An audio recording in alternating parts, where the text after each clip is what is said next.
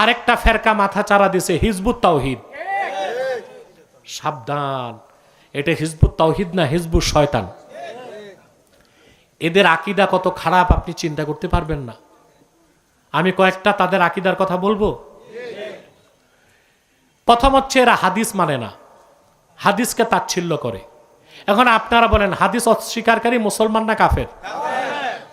দুই, এদের বদ আকীদাগুলোর একটা হচ্ছে যে দাজ্জাল বলতে কিছু নাই।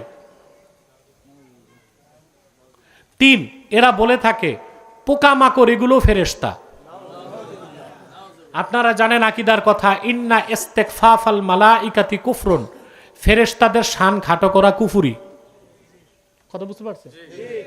তারপরে জঘন্য থেকে জঘন্য আকীদা তারা পোষণ করে থাকে। অতএব এটাও একটা অমুসলিম সম্প্রদায়। এরা মাথা চারা দিছে বাংলাদেশে। নোয়াখালীতে এদের উৎপাত বেড়ে গেছে।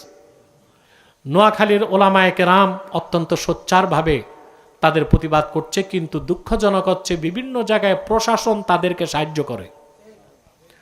কারণ হিজবুত তাওহীদের টাকা আসে ইসরায়েল থেকে।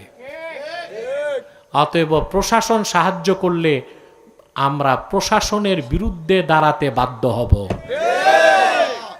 আলেমদের মাহফিল করতে দেয় না, হিজবুত তাওহীদকে প্রোগ্রাম করতে দেয়। তা চলবে না। হিজবুত তাওহীদকে বাংলাদেশে নিষিদ্ধ করতে হবে।